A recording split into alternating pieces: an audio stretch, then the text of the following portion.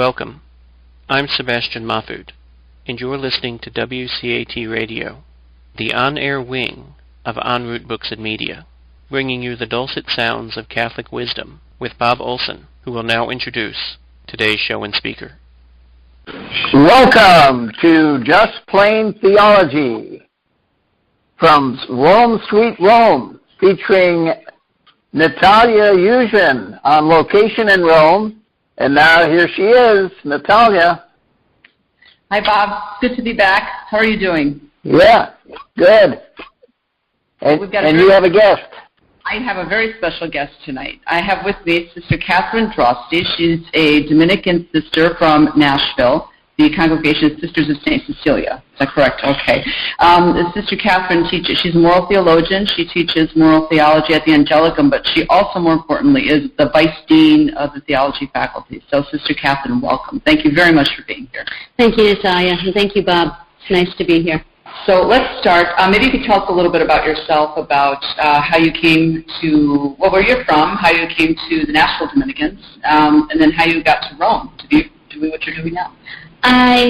Let's see. I'm originally from Iowa. I grew up on a farm in Iowa. And then in going to college, I actually started off in college at Cardinal Newman College down in St. Louis. But that college closed, so therefore I ended up transferring to Christendom.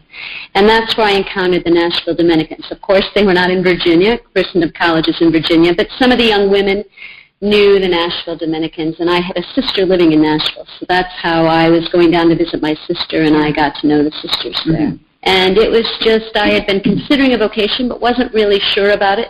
But when I met the Nashville Dominicans, I realized this is what God was calling me to. What struck you about them? What did you When I first heard about them, I was at Christendom, and a young woman, I was going to go visit my sister, and a young woman I was rooming with, said, "Oh, you need to stop by and see the Dominicans." She had no idea I was considering becoming a sister at all. And at that point, it had been 4 years. I was a senior in college. I had been thinking about it, but I'd also been dating, etc. I just wasn't sure. But when she said what the sisters were doing as teachers, their apostolate, there was just in my mind, I heard, that's it.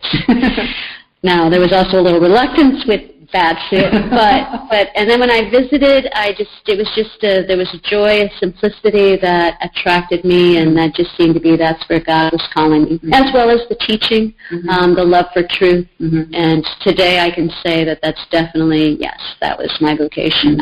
Even though I knew it then, now I know it even more so, I would say. That living it, that's an utterly satisfying feeling. And that's it. That's it. Yep, this is exactly where I'm supposed to be. It is. There's a great peace in that. Yes.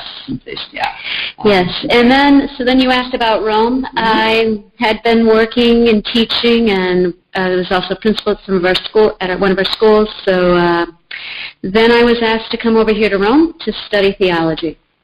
So I had studied history prior to that, and also education administration because of our schools. But then I came to Rome, so back in the late 90s, I came to Rome to study, and I was studying at the Angelicum, the Pontifical University. And then I went back to Nashville after I had finished my license, and I was at one of our schools. I was principal at our school, teaching at our high school, teaching at our college, and then I was asked to finish my doctorate.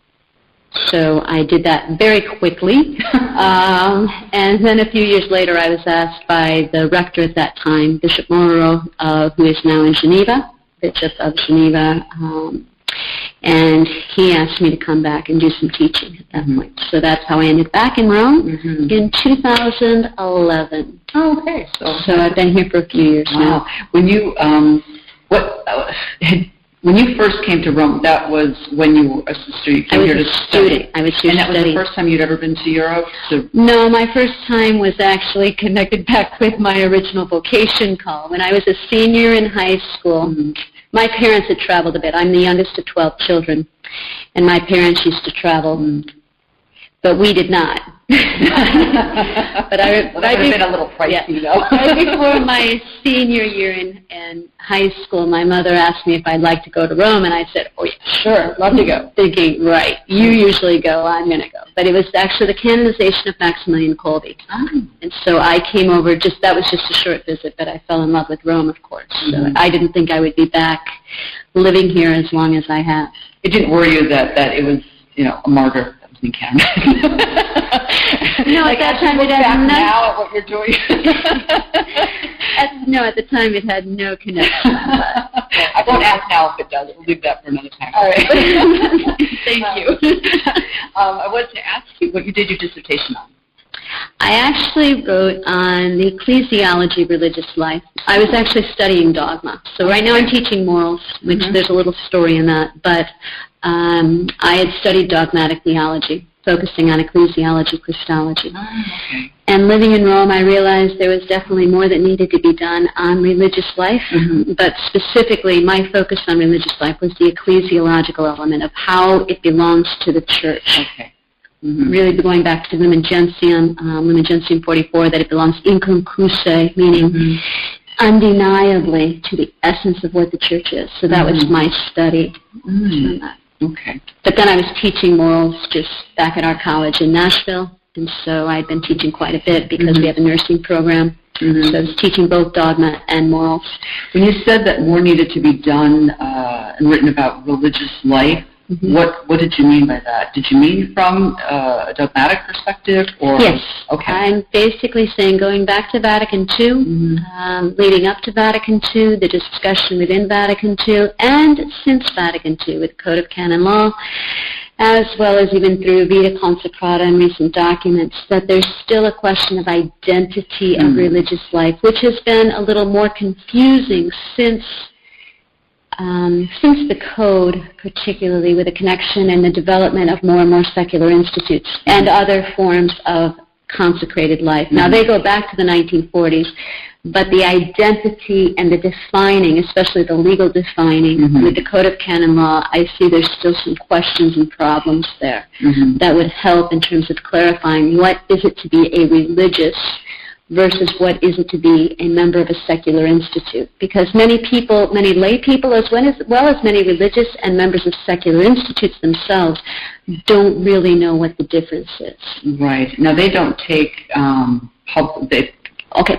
vows, not normally. So you have the public vow. Now, they may take vows, though.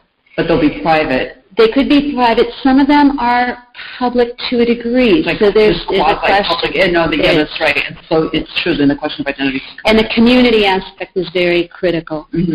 So how they live this life. Also, and this goes back to the question in the Code, is the essential element of religious change their state. Now, there's some fuzziness again in the Code on this, I would say.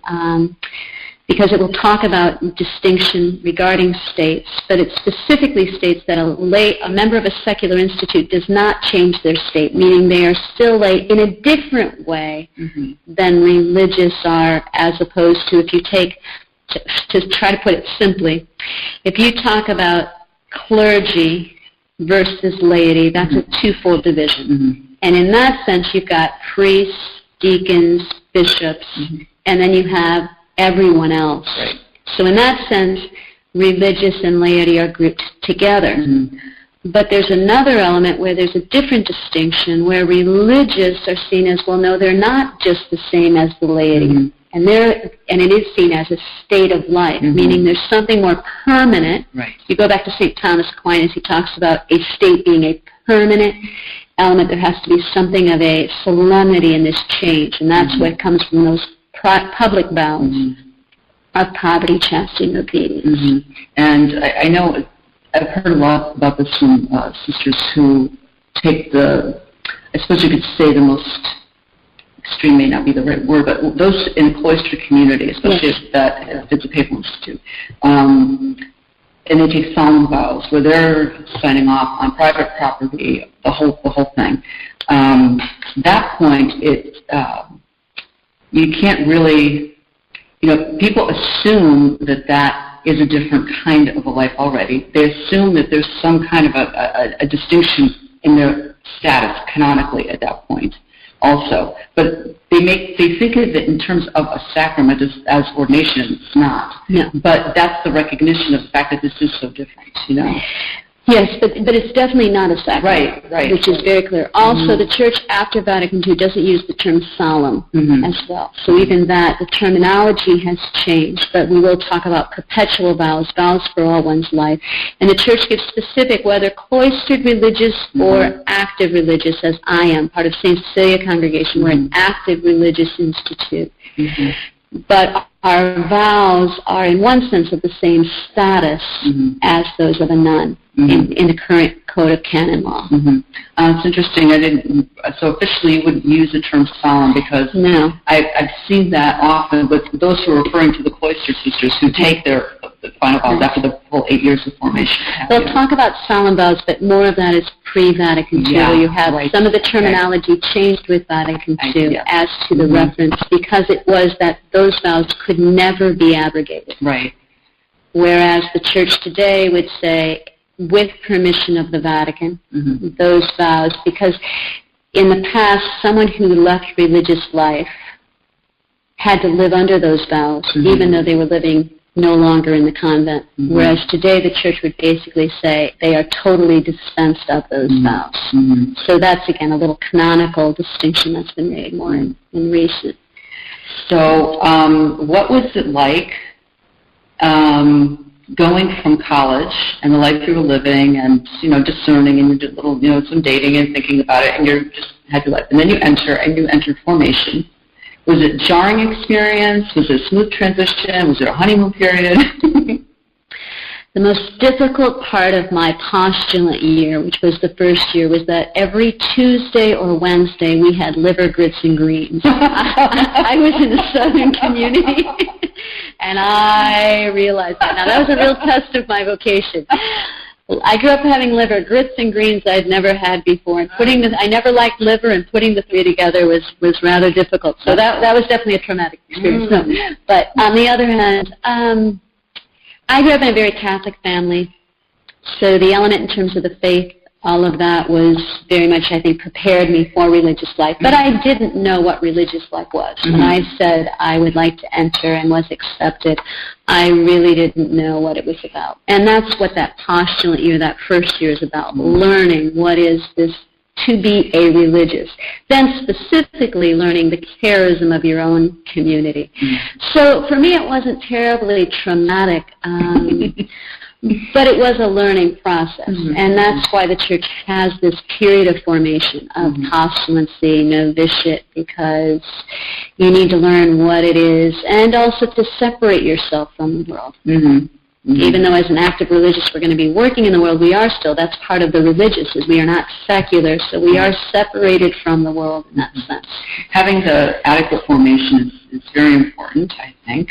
There was something that came out from the Vatican not long ago that insisted on the full time given to formation, not rushing anybody through. Yes. And it seems like that's been a problem. There are other things that were said in terms of institutes that are not getting native vocation, and they're getting lots of imports from other countries, whether it's some of the African countries, whether it's from India, because they're flourishing. The Philippines, they have lots of vocations.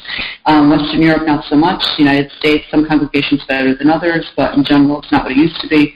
And this idea that if you're not getting homegrown, this is not good. But mainly, it was interesting to see that there was a focus on having a longer time for formation. Don't rush anybody through.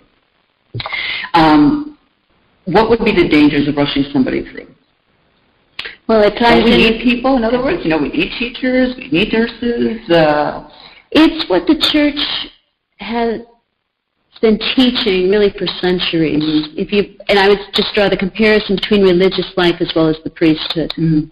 This is a problem historically which the Council of Trent addressed. We were coming out of a period with the plague, decline, and especially decline even from the plague, which I'm talking of several centuries here, but especially in the 14th, 15th century.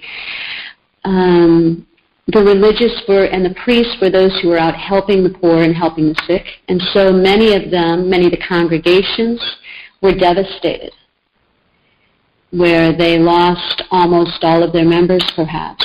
And the priesthood, again, even in the secular priesthood, we lost many priests. So there was a need for the sacraments. And in order to get to have sufficient priests to provide the sacraments. You would ordain young men who may not have the qualities, not just a vocation, but also you wouldn't have the time for education. I mean, now this is a historical moment, but that historical moment is critical because it's coming out of the Council of Trent, where that specific addressing, here I'm speaking of the priesthood more than religious life, but again, the two can be analogically, we can compare the two. And so the priesthood, the focus on education, and the same I would say is true for religious life. It is a stepping away, you're stepping into a new way of life, and that education is critical. Now that education, though, at all different levels. This is what we can go to, which we just had the recent document, just to kind of pull this up to date. December of 2016, just a few months ago. Congregation for the Clergy, responsible for the priesthood, for priestly formation. A new ratio fundamentalis, meaning the new foundational principles of formation, and a guide. And key points that are continually brought out are those that, if we go back to other documents, not as clear in Trent, but definitely as the Church developed some of the teaching and some of the formation, always speaking of different elements of formation, and those dimensions being human, spiritual, intellectual, pastoral. And in the same way, the Church had given a document on a ratio fundamentalis for religious life. We have a little bird in the room, just in case you heard that, and he seems to be wanting to sleep, so he's a little bit upset right now. So hopefully that won't disturb you too much. But these elements are the same elements, again, even in religious life. Now, the pastoral dimension would definitely have a different, it would be more of the mission or the charism, the apostolate of that religious institute. But these are critical points that the Church is addressing, saying that we have to look at, if we're looking at formation, religious life, priestly life, we have to make sure they are formed in all those different elements. So again, back to my entering the religious congregation. There's a part of intellectual formation, but that's insufficient alone.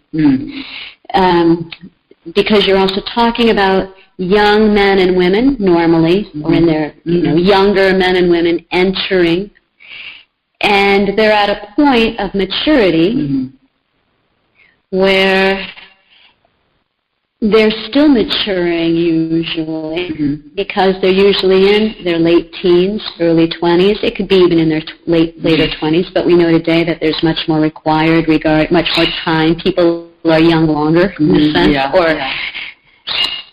really immature for a longer period. Therefore, intellectual formation is insufficient. There has to be this spiritual, this emotional, psychological, human approach to helping them mature as a human being. A lot of Catholics don't like talking about psychology. They're afraid of it. They think it necessarily entails a Freudian interpretation, where anything that smacks of guilt is just deemed as repression. And so why go there? Why use it? They're afraid of it. Unfortunately. Now, there's some very good Catholic psychologists. We were talking about Dr. Conrad Bars. A lot of people are familiar with him and his work. And that's got, Thomistic anthropology. It's very solid and all that. Some people note some problems here and there, but that's just minor. I think there's a lot of good in there. He talks about emotional deprivation disorder and how frequently you'll find this all over the place. But he happened to deal. He presented his findings to the Vatican in 1971. So he dealt with a lot of priests and religious with this, in part because he may have been the only game in town. I mean, how many, at that point, what did Catholic psychology look like? This was way before the Institute for Psychological Sciences was founded, which is now the Mercy Institute or University. It just changed their name. But, now you've got them, but before you didn't, so maybe that's why. But anyway, he found that a huge percentage were emotionally immature. Okay, so do we have to be afraid of venturing into psychology, number one? And number two, what good will come of it if it's no fun to go there? How will that help? First of all, your first question regarding fear. No, we are human beings. Now, what we have to have and what we need, when I've had students, even young students from America, from different colleges, even over here in Rome, I've worked with some different colleges, some American programs that have their study abroad programs. And then also my work in the United States. When I find young men and women who are in psychology, my first point is stay in it, but be Catholic. Yeah, right. Mm-hmm. Because psychology, we are psychological beings. Psychology is about the study of the human being, an aspect of the human being, this integration of this intellectual element, this emotional element. So we shouldn't be afraid of it. Now, we do have, though, in our history, you mentioned Freud, and we could go into others, who have had distorted images or distorted theories regarding psychology. So psychology has to be solidly founded in a solid anthropology. Mm-hmm. If it is solidly founded in a true Christian anthropology, and so I am basically saying, yes, why? That we do need Christian anthropology. Well, man is created by God. And if you don't believe that, you have a whole different understanding of the human being. So a solid Christian psychology is going to have this understanding of the human person in their fullness, not merely looking at the emotional connection, but looking at man as a spiritual being, a physical being, but also with body-soul connection, but also with a desire for the transcendent. So that, I would say, we shouldn't be afraid of psychology if it's good psychology. Now, remind me of your second point. The second was, well, what can we hold together? Now, how can that help someone in their maturation process? Why isn't the spiritual formation enough? What does that bring to the table? What can you not just pray your way through problems? No. Sorry, I had to do an interruption on that one. No. Prayer is essential. There's no question. We have to pray. But there's a problem when we spiritualize every problem that we have. And we can deny the truth. We can trick ourselves. We can rationalize and say, well, I've got this whole relationship with God, which hopefully you do have that relationship with God. But God, there's the simple statement of God helps those who help themselves. And there's a part where psychology is good, well-founded psychology is a study, a use of man's reason that God has given him to understand how he works, to understand what it is to be human, to understand, what are these emotions that are going on.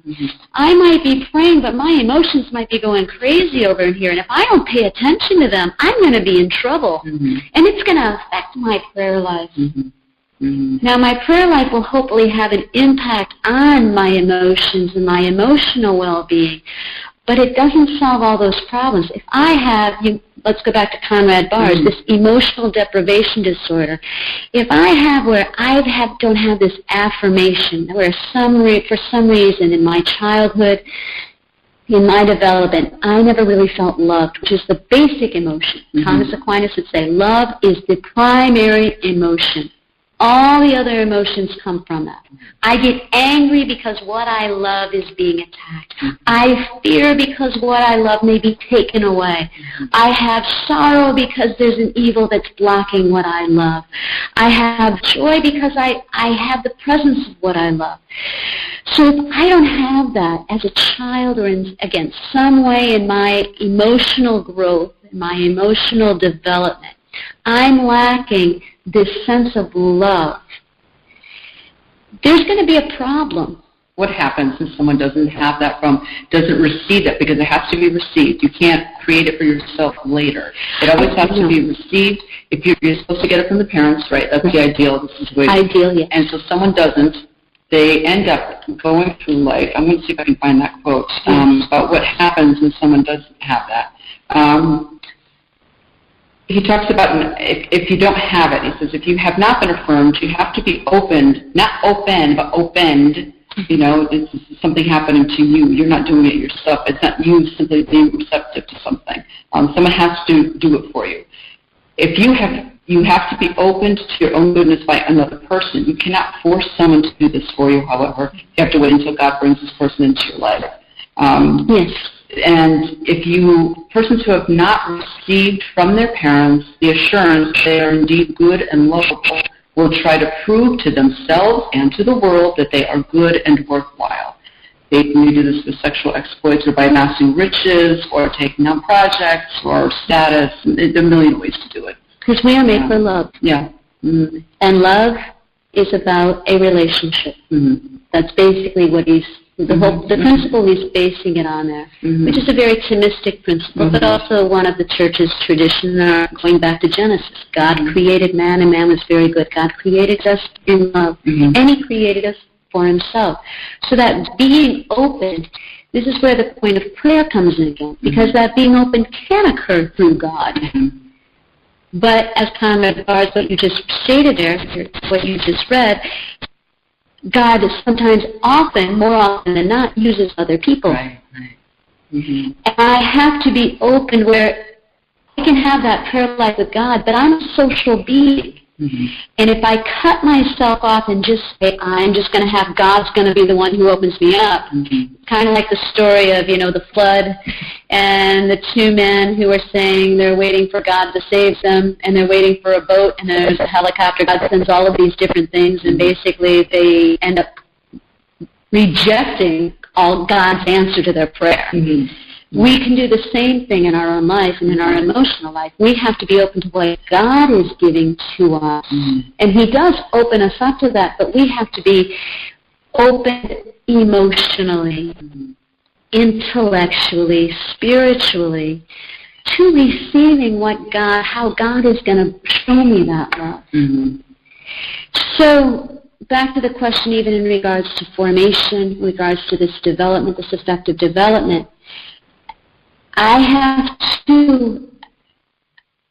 to have other people in my life in one sense. God, as I say, God normally works through other people. Help me recognize that I am lovable. But sometimes they're helping me to recognize it in terms of human love, but ultimately it has to lead back to God's love. Ultimately, we get it, as you noted, first through our parents, and then it comes through other important, significant others, where we realize that we are loved, that we are lovable. And if we don't have that, as you noted again back from bars, we look for it in other areas.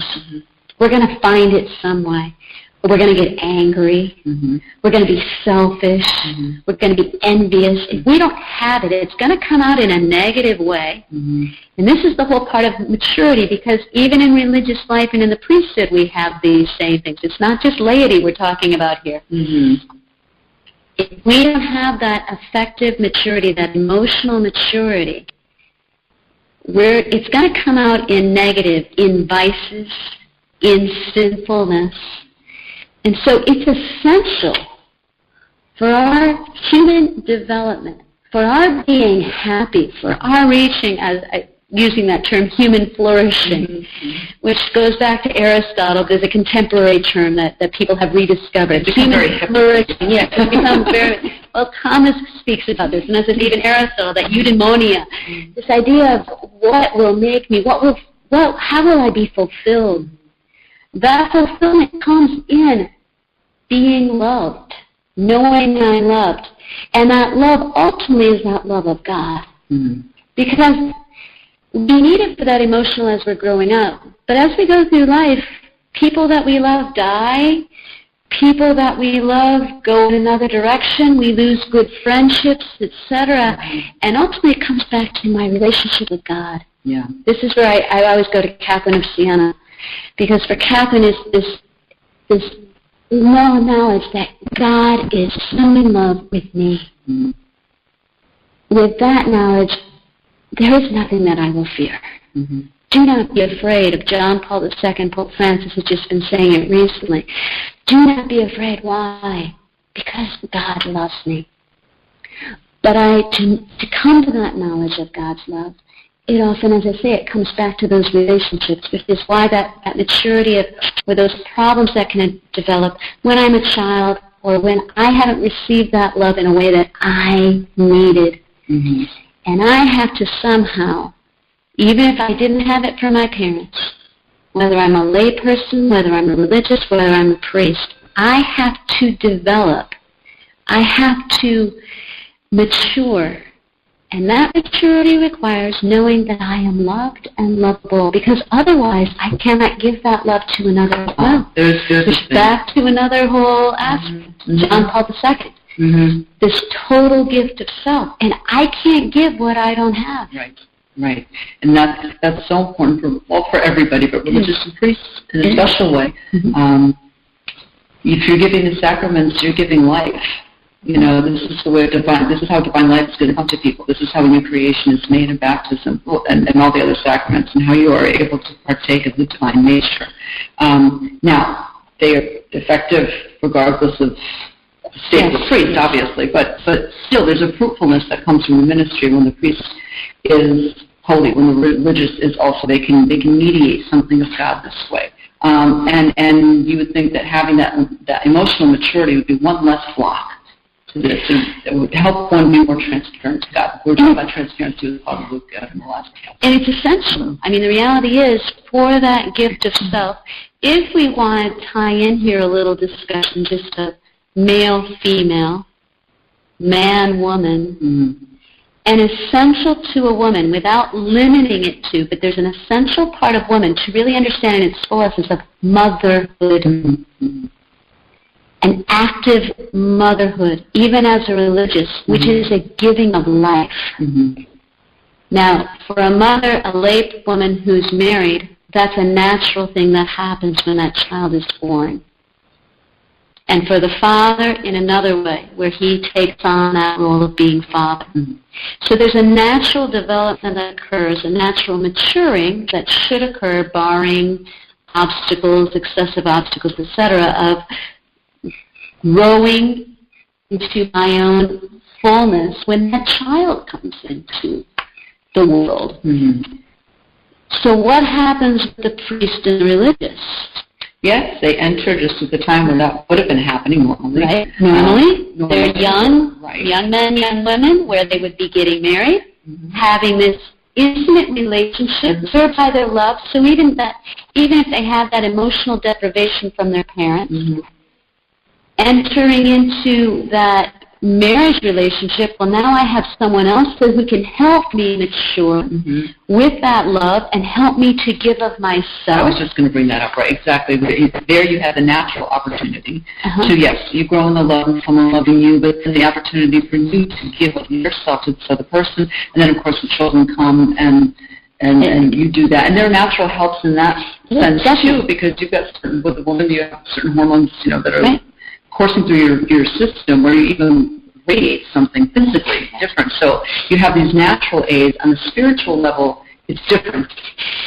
But hopefully that couple has the spiritual level tying in with it. I know you're not, but I'm just to pull that back. So there's that spiritual element, again, with a couple. If you're looking at the sacramental, where there's this whole development, emotional, biological, you brought, psychological, social, spiritual, where you have this maturity that should come. Now, again, everyone's not perfect. We're not saying all marriages are, but that's basically the model that we understand. This is the natural development. So what happens when you have the priest or the religious who are at this age where normally and they may have formed some relationships, whether dating, etc., prior to, hopefully some meaningful friendships, whether with people of the same sex or opposite sex. Then they enter into religious life, novitiate, learning again. A novice means somebody new, a beginner, a seminarian. And they're put into a situation where most people in the world are now taking on new responsibilities, new positions, head of family, spouse, mother, etc., father, working their way up in the business world. And now the priest and the sister take themselves out of that context, put themselves in a new, which is a good context. However, there are dangers, I would say, that come in tying back to bars with this emotional deprivation, if you have someone who's had this emotional deprivation problem, who doesn't have this love, this bonding, now they're put under a vocation director, superior professors, not in a normal academic setting. There is the academic setting, but also part of their formator, who takes on a role of mother, father, guide, at a level that can be very natural and good, but if that formation is not solid, and if they link in on in an immature manner, and just go back to the infantile relationship of child to father, child to mother, and if that isn't worked out, recognized, not really on a spiritual level, back to this, but on a psychological, emotional level, recognizing, wait, who am I? How am I responding to the superior? Have I reverted to a childish stage? Or is this a step where I'm moving through, developing, and taking on that role of that fatherhood, motherhood as a mature adult? So how does that work in religious life, where you're taking vows of poverty, chastity, obedience? Yes. You've got someone who is a father, a mother with those titles in religious life, and you're told things to do, and you are to respond in a particular way, basically to do what they say, one way or another. Plant Plant the tree upside down in religious exactly, life. no matter what. Now, I think Barb would say, well, there's no need to give ridiculous commands, because in a way that's sort of abusing the thing. Yeah. And sometimes they occur. They do. Well, this is the thing. Sometimes they do, because people will harken back to the spiritual writings of the 16th century. They'll look at St. Teresa of Avila, and she wrote the book on prayer, literally. These great founders, a fantastic personality, absolutely engaging all around, right? So and right on the money with prayer. She's a saint. She had a reform. You still have sisters. That congregation didn't die out. Right? And so they're there. And so you look and say, well, we can do everything she did. So, why change that? Including some of the ways that she would have tested sisters in those days. Some will say times have changed. People don't like hearing that, more traditional then, because it sounds like it's a slippery slope. So how do you then deal with obedience on the side, and Barnes talks about this in the book, on the side of the postulant novice sister, on the side of the one who is in a position of authority in the community?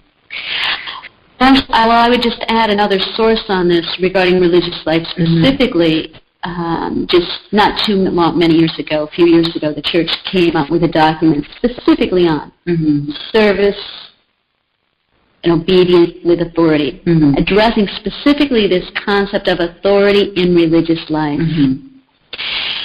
And the reality was that even post-Vatican II, now here speaking specifically of religious life, post-Vatican II, many people didn't want to have a superior. They wanted more of a leadership group in some way. And what the church came out in talking about this service of authority and talking about obedience is that if the three evangelical councils, going back to Christ, back to the Scriptures, are poverty, chastity, obedience. Obedience being giving up my will, which is the most difficult, Thomas Aquinas says. Not just giving up my property, not just giving up my relationships, but giving up my will. And it's based on Christ, who was obedient to the Father. So that foundation is there of these evangelical councils. But to be obedient, there has to be a superior. I can't be obedient if I don't have a superior. And this is why the church came back and emphasized this reality specifically regarding religious life. So first of all, obedience requires somebody being subservient to and someone giving orders. The maturity level here, and we can use this analogously again with the priesthood, and even speaking of the lady, everybody has to be obedient in a way. Right. To God. Right. We all have to be obedient to God. We have bosses. Right. Natural, and then bosses, state, etc. So there's an obedience, an element of obedience, which I know Conrad Barcelona addresses this. That's required of everyone. But what is a mature obedience? I think that's kind of where you're going, correct? What's a mature obedience? We're rational beings. True obedience, and speaking here as a religious, because we take the vow, it does tie more it's more intimately and intricately related with the religious life in a different way. The priest does make the promise to the bishop as well, and again, lay people have to be. But for religious, we see more of what is it to be what is it to be obedient? What is it to be mature obedience? Obedience is not just saying, well, mother said, so I don't have to think.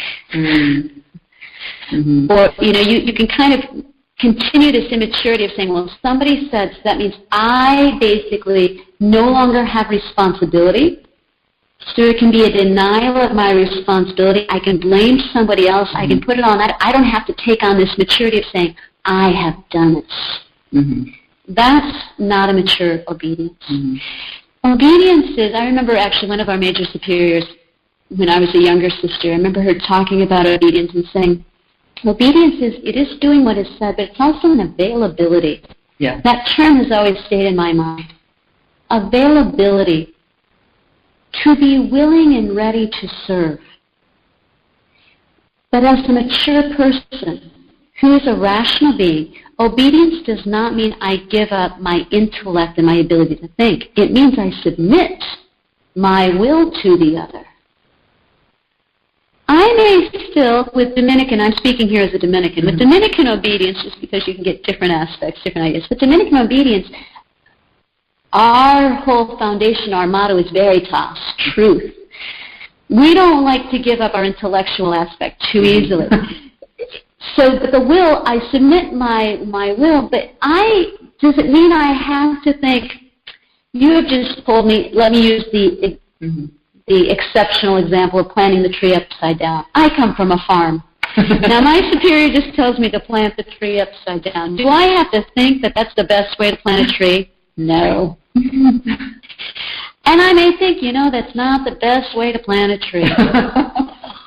But it's nothing that's contrary to God's law, nothing contrary to the law of God, natural law being our participation in that divine law. Therefore, do I plant the tree upside down? Yeah, I plant the tree upside down. But there should hopefully be on the side of the superior an openness to listening, whereby, being from a farm, she's a city girl, maybe she thinks that's the way to plant them. But hopefully she might even be open to my saying, respectfully, respecting her state, that she's in a higher level than me, not a status, rather. That I might say, sister, I grew up and we usually put the roots downwards. Now she might still say to me, that's fine, I know what I'm doing, do it, and I do it. So I'm still acting as a rational being, and I am giving my will, not just because she says, because she stands in the place of God. That's the submission of my will. On the part of the superior, if you don't have a degree of appropriate emotional maturity for your age and for your state, which you don't, being the one in a position of authority could be real cross to people. One of the things that Barr says when he talks about obedience, I think it's one of the first principles for the superior. The first one is, on the part of the authority, benevolent and affirming love. They have to feel that they're loved as well, and have to give that love. Yeah. Back to what we were talking about there. Continue on. And then respect for one's subjects is the other. Avoidance of foolish, excessive commands. And then prudence at the end, of course. Yeah. But so we were talking about the idea of foolish and excessive commands. At the same time, someone may think something doesn't make sense. You don't have the whole story either, and they're not obliged to tell you. And to a degree, it ain't none of your business anyway. So you do it. Okay, you just sort of trust that. For whatever reason, this is the way it goes. Okay, fine. Well, I don't have to think this is the right way. But the respect for one's subjects. Mutual love implies mutual respect, and so that would have to be there. If a religious, like a child, and in a family, and in a friendship, if you don't sense that, if that isn't actually sincerely, authentically coming from the other person, you just absolutely know it. Makes it very difficult then, and of course, it could be a moment of crisis, and then you decide whether you do or not. You grow spiritually, and you suffer that. Okay. but it helps. But it's a challenge because you're dealing with different personalities. Yeah. And you're dealing with people at different levels of that emotional maturity, that affective maturity. And so this is where we have to be careful of judging others, whether it's the superior judging inferiors or inferiors judging the superior, giving people the benefit of the doubt. But also, as you noted, this question of respect, you also use the word trust. And that's a critical part of that obedience, that I'm trusting in what the superior is saying, but also beyond that, as I already noted, I'm trusting in God. That if the superior is properly appointed, and she's not commanding anything that, again, is in opposition to God's commandments, I trust that this is what God wants me to do right now, and even if she's telling me to plant a tree and the tree's going to die, maybe, like St. Rita, the tree will actually live and actually produce, or was it a rose bush? I don't know. I think it was a rose bush with St. Rita Pascha, and it was this testing, planted upside down, and it actually blossomed. That we have to trust God, and we have to trust this human being, trust God through them. But back to that respect, another point on the respect, I would say it ties in also with this idea of this is another human being created by God. I am responsible, which is why when you noted that question of sometimes superiors, it can be hard for them. But they do have a responsibility to command, which is, again, going back to the document from, the more recent document from the Congregation on Religious Life and Secular Institutes, that they do need to command. Now, again, not commanding excessive, not always respecting, but they have to make the decisions. Doesn't mean they cannot get an opinion, but they have to make the decision. We have to trust that they are doing it in good faith. And then we follow. This is part of that maturity, is knowing even if they're a weak individual or my own self-knowledge of knowing I'm the superior, I'm a weak individual, I still have to trust that God can work through me if I allow Him to, and if I have that respect for those people underneath me, and I have that, again, that prayerful relationship with God. How do the passions get transformed? This is something I want to talk about because in the catechesis, if you bring up virtue, eyes roll, people fall asleep. They think it's a boring life. They think that if it's not just a boring subject for them, there's the other view that it's always a very difficult, strenuous struggle of trying to hold back a wild horse. And the minute you lose energy, things just go flying. And so it's always this idea of you're holding it back, and the emotions always stay in that realm. So it's up to you to keep them under control. I once heard Father Brian Lady say he didn't like speaking of the emotions as though there's something to be trained. He preferred educated because there are ordered two reasons. But how would you talk about how the transformation works? And we don't hear enough that the emotions are supposed to accompany more and they're affected. So it should be easier. But how does that work? It's a big question, but let's deal with a few points. First of all, I agree with Father Milady in terms of the simple point that I often use the term guided. So just on that point, how do we work with it? How does the intellect will, how are these emotions guided? We have to have here Christology, of course, based on Christ, who was perfect in virtue and emotions, but also our understanding of our anthropology as a human being, and how this is interconnected. Thomas, it's interesting, in Thomas in Summa Theology, where he's speaking about the moral act, the human being, virtue, passions, he deals with the passions prior to addressing virtue. And when he's speaking of the virtues, even the theological virtues, he'll often refer back to the passions that correspond, like love. Love is a passion, it's also a virtue, and a theological virtue is charity. Thomas will often refer back to the passions. Why? Because he sees them as totally essential, integrated to our moral life and to our maturity. Essential. Essential. And Essential. we have a lot of spiritual writing that would say you basically just overlook that it's very conscient. You don't need to, in fact, the moral act is better, it's more pure, the emotions are not involved, which is in opposition to what Tom says. No, the emotions are needed. Mm-hmm. The virtuous life is not having emotions. It's not a stoic. Mm. It's not a rigorous repression, rather, I would say repression, in terms of denying those emotions. The passions, when Thomas is teaching about the passions can help us be more virtuous. We need their drive. We need their energy to live our life. That's in the word itself, right there. That's it. It's something moving out. It is. Yeah. Mm-hmm. Now, there is a sense of tempering, but that's specifically with temperance, which is dealing with the sensible passions themselves. Mm-hmm. So that temperance, which means moderation, there is a sense of moderating that has to occur for the simple reason that because of original sin, those passions are not always under the guidance of the intellect and the will. Adam and Eve had it easy. Adam said, hey, Eve's cooking steak tonight. Yum, I love steak. Or even if he didn't like steak. Maybe she was cooking a fish. And he didn't like fish, but his passions would easily follow his intellect and his will, and it would just be easy. We don't have it that way. And this is why there is something of a reining in of the passions. But when they are reined in, when we have that virtue in those sensible appetites, those passions working with the intellect and will are what make the saints. The saints were passionate people. Mm-hmm.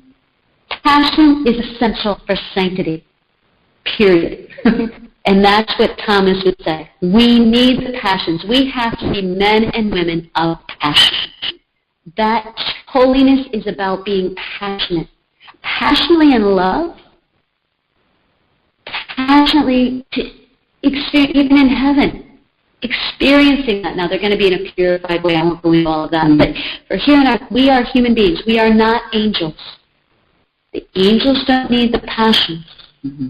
We do, because we are human beings, which means we are body and soul. And the passions are, what's beautiful about the passions, what I love about Thomas is, sometimes even theologians or Thomists or Catholics, we can think purely on that spiritual realm of the intellect and will. Mm. The passions grounded in that humanity as well and bring it together. Mm-hmm. They're connecting that body and the spirit. We have to pay attention to them. If we don't, that's when we ended up with this emotional deprivation or neurosis, these other problems, this repression.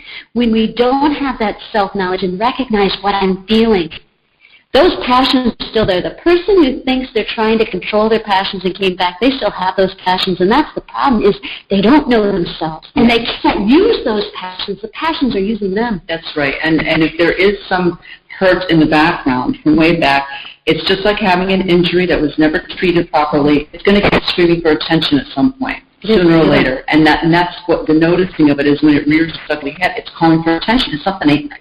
And so it needs some fixing. And that's exactly it. Yeah. But no, that's why we have to understand the passions. And this is going back to your original question, just regarding the sphere of psychology. Mm-hmm. If we have a healthy psychology, it's going to take us and help us to understand those passions, not letting them rule us, not giving them free rein, but helping us to integrate them into this life of virtue, into our Christian life, into our spirituality even. You know, the Blessed Mother, did she have passion? Yes. Now, this is something, as a Jewish woman, you know she did. Now, I have a friend who has an Israeli husband. They're very emotional people, and it's perfectly okay, you know. It's very evident and manifest. It's nothing that's held back and checked or anything. You'll see it immediately.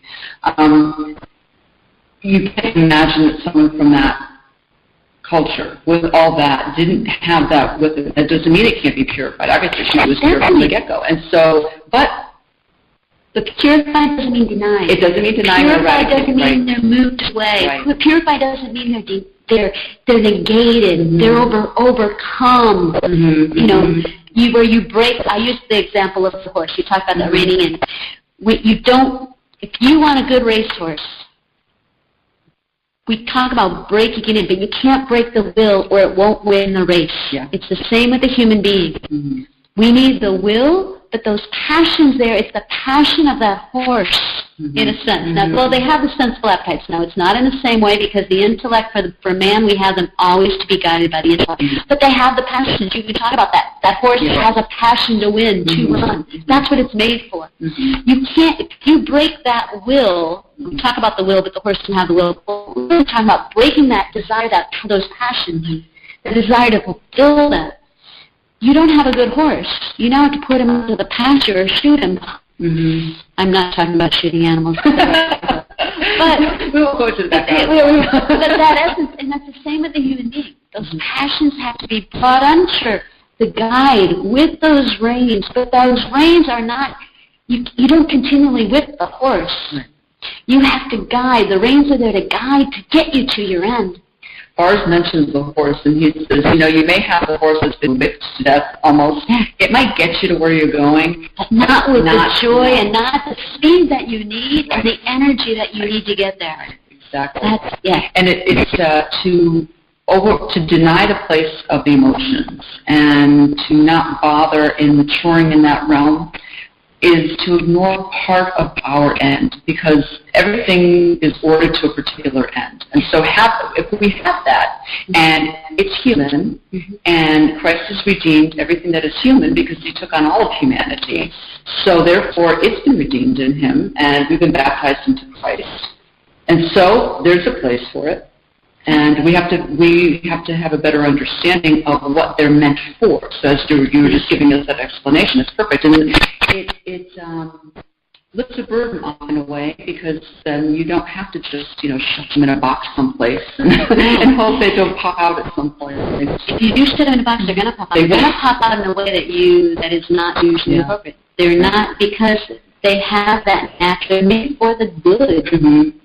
For that pleasurable, sensible good. And it's irrational for them not to emerge when they should. Exactly. At the appropriate time, in the appropriate way, and all of that.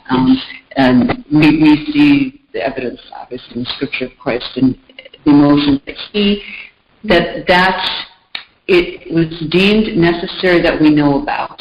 We don't hear about him laughing and all that part, no. But it seems like he really wanted us to know that grief, and sometimes anger, which is always has a reasonable thing to it, is important. Something about that was more vital that we know about that than maybe laughing at a joke. Yes. Well, Sister Catherine, we've got a couple of minutes left. Okay. So this went by fast. It was a great show. Thank you very much for being with us. Thank you. And I really hope that people who are listening out there really think about this, because too often in spiritual life you really hear about just putting them away, not dealing with the emotions. It's purely emotional. It's just feelings. Get over it. Don't worry about it. There's some good books, some good writings that are available. What would you suggest? Craig Stephen Titus is doing some work out of Freeport. He did a book on fortitude and resilience, also another on psychology. And he's doing exactly what we really, again, have been talking about, is taking the psychological as well as working with St. Thomas and the Thomistic, and trying to pull those together. Also, there's some books even on the passions themselves by one Dominican Lombardo, who's done some work on the passions. The Logic of Desire. Yes, The Logic of Desire, which is a very good book. And he's dealing with some of the problems, just as we talked about that terminology you mentioned, with the emotions, the feeling. But he's taking a Thomistic approach. We need to understand what are these passions? How do we use them? How do we help? Because how do we employ them where, back to that question of, putting in a box. The problem is when we put them in a box, they end up governing us. We think we've gone away from them, but yet they end up really ruling our life because we're afraid of that box. And so I live my life trying to avoid the box, trying to keep that box taped up. And so the question is, how do we open the box? Because if we do have a problem and we have in some way denied them, how do we gently open that box and allow them to come out, but not take over now in another way where they're totally uncontrolled? Mm-hmm. Both ways they're uncontrolled. One, they're in the box and the box is pulling me around. In another way, though, now they're all out and now I can't even grab them back. Both of those scenarios are wrong. Mm-hmm. The question is, how do we understand what it is to be human? Part of that, again, goes back to prayer, self-knowledge, mm-hmm. recognizing what I am feeling, my emotions, and sometimes I need help to do that. Mm-hmm. Whether I'm a layperson, whether I'm a priest, sometimes I need the help of another, help me see and understand and get, again, bad phrase, but get back in touch with my feelings. Mm-hmm. But I'm saying it's a misconception. Again, bad statement in some ways might scare people off, but the reality is it is good. Mm-hmm. Yes, it is. Well, this is great. Thank you very much. I hope you can come back another time and we can talk about another aspect of this that we touched on earlier, which is the relation of men and women, especially when they're called to be celibate. I mean, everyone's called to chastity in their state of life and all that, but and the relations and how that can, how emotional immaturity affects that. Mm-hmm. The recent document addresses that actually. So, well, thank you very much. Thank you, Natalia. Thank you, Bob, for being here too. Wonderful program. Wonderful. Thank you. We'll be back again next week, same time, same station, with Just Plain Theology from Rome, Sweet Rome. In the meantime, may God bless each and every one of you in the name of the Father, the Son, and the Holy Spirit. Amen. Amen. We hope you enjoyed the program and will join us back for another show on WCAT Radio. This is Sebastian Mahfood. Good day.